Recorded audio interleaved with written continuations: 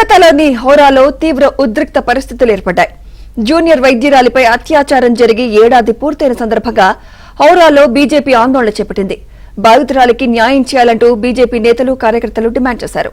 మమతా బెనర్జీ ప్రభుత్వానికి వ్యతిరేకంగా నినాదాలు చేశారు.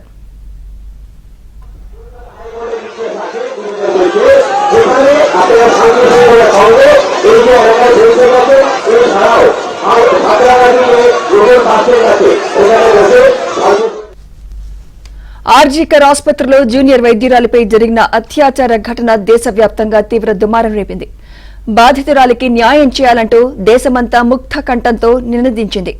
ఈ క్రమంలోనే ఆర్జీకర్ దారుణ ఘటనకు ఏడాది పూర్తయిన సందర్భంగా బాధితురాలికి న్యాయం చేయాలంటూ బీజేపీ చేపట్టిన నిరసనల్లో ఘర్షణ వాతావరణం ఏర్పడింది.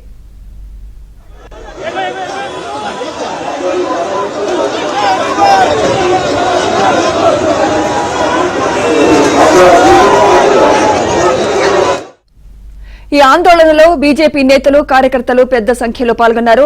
ర్యాలీగా తరలి వస్తున్న బీజేపీ శ్రేణులను అడ్డుకునేందుకు పోలీసులు ఎక్కడికక్కడ బ్యారికేడ్లు ఏర్పాటు చేశారు.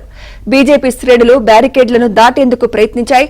దీంతో బీజేపీ కార్యకర్తలు పోలీసుల మధ్య తోపులాట జరిగి ఘర్షణ వాతావరణం ఏర్పడింది. ర్యాలీని పోలీసులు అడ్డుకోవడంతో బీజేపీ నేతలు రోడ్డుపైనే బైఠాయించారు.